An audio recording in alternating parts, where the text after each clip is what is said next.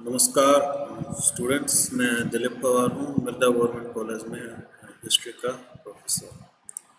तो नेपोलियन के बारे में अपन पढ़ रहे थे और इसी क्रम में अपन आगे बढ़ते हुए आज बात करेंगे नेपोलियन के कॉन्टिनेंटल सिस्टम के बारे में।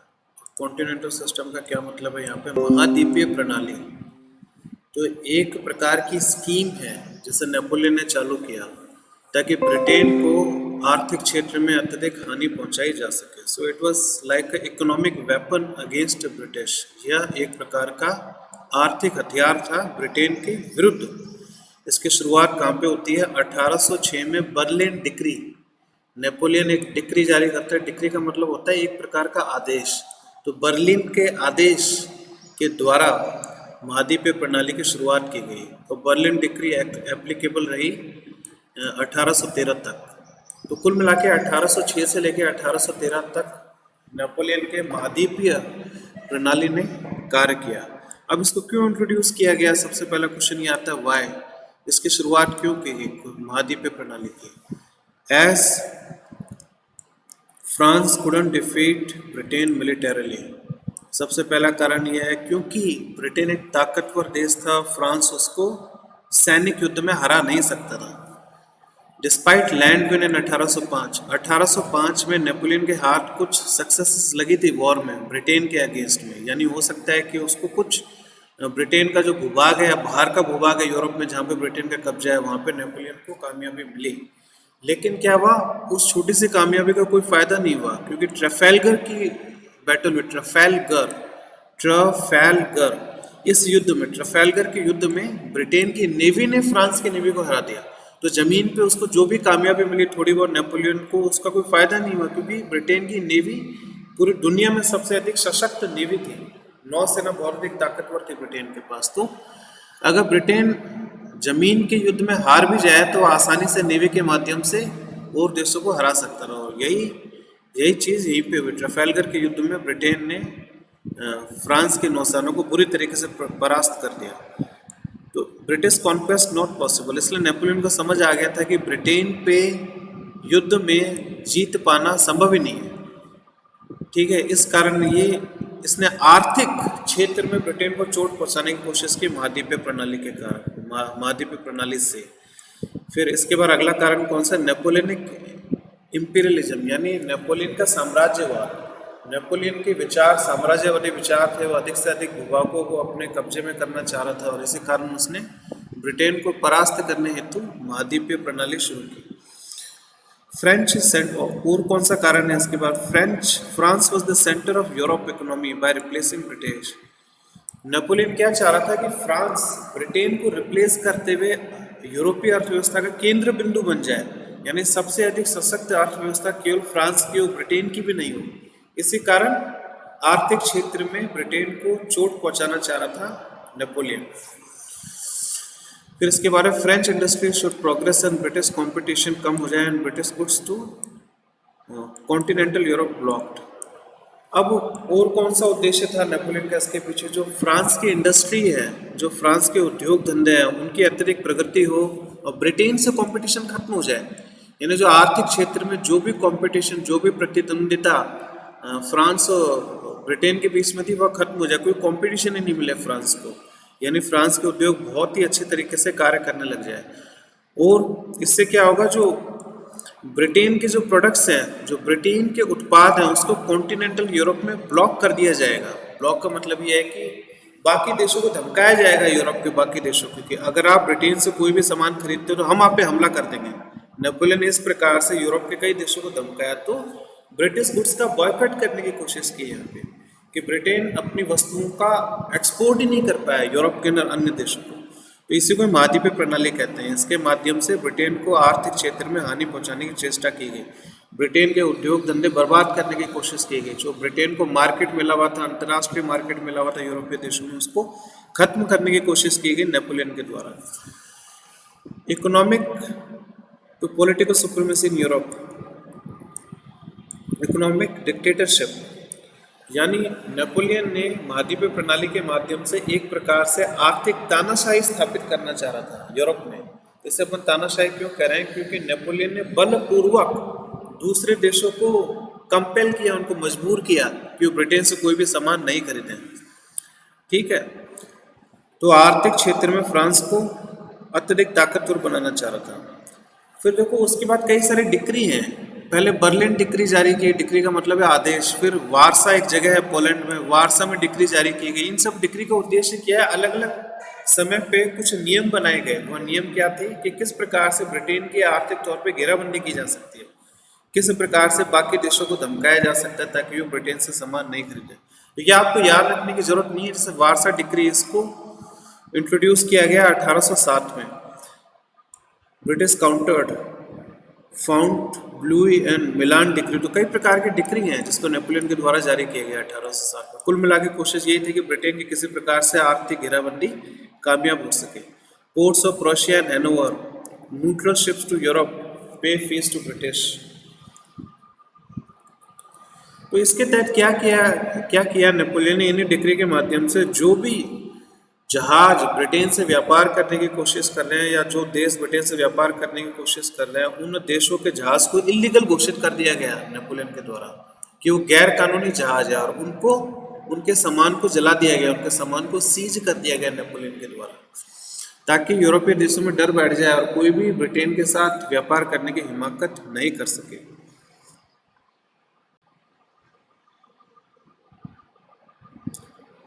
ठीक है, तो ये अपन ने महाद्वीपीय प्रणाली के बारे में पढ़ा है। अब अपन देखते हैं इसका प्रभाव क्या रहा। इसने स्कीम तो लागू कर दी, तो किस हद तक ये महाद्वीपीय प्रणाली है ब्रिटेन की आर्थिक घेराबंदी करने में सक्षम रही।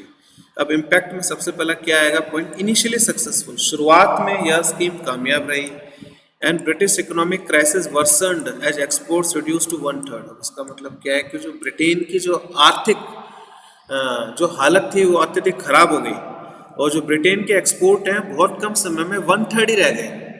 यानी जो ब्रिटेन के एक्सपोर्ट गिर के मात्र 1/3 रह गए। But her extensive colonial empire, लेकिन ब्रिटेन को किसका सहारा मिला, उसके एक्सपोर्ट तो गिर गए, लेकिन बात यह है कि जो ब्रिटेन का साम्राज्यवादी साम्राज्य था, यानी जो साम्राज्यवादी क्षेत्र थे ब्रिटेन के, यानी ब्रिटेन के पास न केवल यूरोप में कई सारे क्षेत्र थे बल्कि एशिया में भी और अफ्रीका में भी कई सारे क्षेत्र ब्रिटेन के अंतर्गत आते थे। तो हालांकि यूरोप के मार्केट ब्रिटेन के लिए बंद हो गए, उसके बावजूद भी ब्रिटेन सरवाइव कर सका, ब्रिटेन की अर्थव्यवस्था सरवाइव कर सके। क्यों? क्योंकि जो एशिया में जो मार्केट थे वहाँ पे नेपोलियन का कोई असर नहीं था, जो अफ्रीका में जो मार्केट थे ब्रिटेन के, वहाँ पे नेपोलियन का कोई असर नहीं था। तो उनका कहीं ना कहीं इनका व्यापार चालू रहा, बहुत ज़्यादा नुकसान नहीं हुआ ब्रिटेन को, इनिशियली नुकसान हुआ। अब इसका और क्या प्रभाव पड़ा, ये सारी की सारी चीज नेपोलियन के पलट पड़ गई, नेपोलियन के ऊपर उल्टी पड़ गई सारी की सारी जो स्कीम इसने इंट्रोड्यूस की थी। यानी अंततः नेपोलियन इसमें कामयाब नहीं हो सका, क्योंकि रूलर्स जो यूरोप के जो अलग अलग देश थे उनके जो शासक थे वह फ्रांस के विरुद्ध हो गए, वो लामबंद हो गए नेपोलियन के अगेंस्ट में। और अब क्या हुआ, जो आम आदमी है यूरोप के अंदर उनको भी काफ़ी परेशानी का सामना करना पड़ रहा है, क्योंकि वो लंबे समय से ब्रिटेन के गुड्स खरीद रहे थे, अचानक वह गुड्स वह जो सामान है मार्केट में आने बंद हो गए। तो उससे जो यूरोप में जो आम आदमी है, अन्य देशों में जो आम आदमी रहे हैं यूरोप में, उनको भी काफ़ी परेशानी का सामना करना पड़ा। तो एक तो शासक वर्ग तो नेपोलियन के विरोध में आ ही गया था, इसके साथ ही आम आदमी भी, यूरोप का जो आम आदमी वह भी नेपोलियन के विरोध में आ गया। तो ही नेपोलियन लॉस्ट पॉपुलर सपोर्ट। तो जो यूरोप में एक जो लोकप्रिय सपोर्ट मिला था नेपोलियन को वह खत्म हो गया, लोकप्रिय सपोर्ट जो उसको मिला था वह खत्म हो गया नेपोलियन को। French industry could not fill gap. अब देखो क्या हुआ, इसका और क्या प्रभाव पड़ा। जो नेपोलियन है उसने ब्रिटेन को तो रोक दिया कि वो अपने सामान को निर्यात नहीं करे दूसरे देशों में। अब फ्रांस को क्या करना था, नेपोलियन को क्या करना था, फ्रांस में वह उद्योग धंधे विकसित करने थे ताकि जो गैप है, यानी जो सामान जो यूरोपीय देश हैं ब्रिटेन से नहीं ले पा रहे हैं वह सामान वो फ्रांस से ले सकें। तो नेपोलियन को कुछ ऐसा करना था कि फ्रांस के उद्योग धंधे बहुत ही अच्छे तरीके से विकसित किए जाए। लेकिन फ्रांस वो जो सामान की कमी हुई ब्रिटेन की आर्थिक घेराबंदी के कारण, जो फ्रांस के जो यूरोप में ब्रिटेन के सामान की जो कमी हुई उसकी भरपाई नहीं कर पाया फ्रांस, यानी कंपनसेट नहीं कर पाया। जो फ्रेंच इंडस्ट्रीज है वो इतनी विकसित ही नहीं हुई कि जो ब्रिटेन के सामान की कमी हो गई मार्केट में उस कमी को पूरा कर सके। तो there was scarcity of goods. उल्टा हुआ क्या, स्कार्सिटी हो गई। स्कार्सिटी का मतलब क्या है, अभाव। जरूरत का जो सामान है या जो महत्वपूर्ण सामान है जिसको ब्रिटेन निर्यात किया करता था, उस सामान की पूरे यूरोप में कमी हो गई। And it created economic hardship for the people. तो जो लोग हैं, जो देश हैं, वो आर्थिक संकट में आ गए, यूरोप के बहुत सारे देश इस कारण। अब फिर धीरे धीरे जो महाद्वीपीय प्रणाली है नेपोलियन की, वह टूटने लगी। जैसे पोप है, जो चर्च का स्वामी हुआ करता रहा पोप, सबसे पहले पोप ने घोषणा की कि मैं महाद्वीपीय प्रणाली को विड्रॉ करता हूँ, यानी महाद्वीपीय प्रणाली का पोप हिस्सा नहीं रहेगा। ठीक है, तो नेपोलियन ने पोप को सबक सिखाने के लिए अटैक किया, पोप पे अटैक कर दिया। और उसके बाद क्या हुआ, पोप पे अटैक करने के कारण ये नेपोलियन की मूर्खता रही। जब उसने पोप पे अटैक किया तो जितने भी कैथोलिक समुदाय के लोग हैं यूरोप में, वो सारे के सारे नेपोलियन के खिलाफ हो गए, क्योंकि वो अपने पोप को बहुत ही पवित्र व्यक्ति समझा करते रहे। पोप के साम्राज्य पे जब फ्रांस ने आक्रमण किया तो सभी कैथोलिक संप्रदाय के लोग यूरोप में नेपोलियन के खिलाफ हो गए। फिर उसके बाद पोप के बाद स्पेन है, स्पेन ने भी विड्रॉ कर लिया। पुर्तगाल है, पुर्तगाल ने भी धीरे धीरे विड्रॉ कर लिया। रशिया ने भी धीरे धीरे विड्रॉ कर लिया। शुरू में यह सब देश महाद्वीपीय प्रणाली में शामिल हुए, लेकिन धीरे धीरे ये इन्होंने विड्रॉ कर लिया महाद्वीपीय प्रणाली से। अब स्पेन में नेपोलियन का भाई जॉन जेम्स बोनापार्ट, ये नेपोलियन बोनापार्ट था, और स्पेन में जो राजा था उसका नाम था जेम्स बोनापार्ट, जो नेपोलियन का भाई था। तो जेम्स बोनापार्ट को यह जिम्मेदारी दी गई कि वो स्पेन में महाद्वीपीय प्रणाली को एनफोर्स करे, उसको इम्प्लीमेंट करे, लेकिन स्पेन में यह इम्प्लीमेंट नहीं हो सकी। और इसी कारण कहा जाता है कि स्पेन में नेपोलियन का पतन हुआ, नेपोलियन के वंश का पतन हुआ, फ्रांस को आखिरकार स्पेन से विड्रॉ करना पड़ा। इसलिए कहा जाता है कि एक हिस्टोरियन का स्टेटमेंट है बहुत फेमस, कई बार एग्जाम में आ रखा है, कि जो पेनिनसुलर अल्सर है, अल्सर क्या होता है, एक प्रकार की बीमारी होती है जो पेट में होती है, जो पेनिनसुलर अल्सर, नहीं इसमें क्या है, पेनिनसुलर जो औरंगजेब ने पेनिनसुला में, यानी जो दक्षिण भारत में जो युद्ध किए थे, वो औरंगजेब की सबसे बड़ी गलती थी। और स्पेन और जो नेपोलियन है उसने स्पेन पे आक्रमण करके स्पेन पे अपना अधिकार किया, वो नेपोलियन की सबसे बड़ी गलती थी। तो दक्षिण भारत में किए हुए युद्ध के कारण औरंगजेब का पतन हो गया, और स्पेन के अंदर युद्ध करने के पश्चात स्पेन पे अपना अधिकार जमाया, और इसके कारण यह नेपोलियन की गलती रही, इसके कारण नेपोलियन का पतन हो गया। कहने का मतलब यह है कि स्पेन भी नेपोलियन के हाथ से निकल गया और नेपोलियन का पतन काफी निकट आ गया।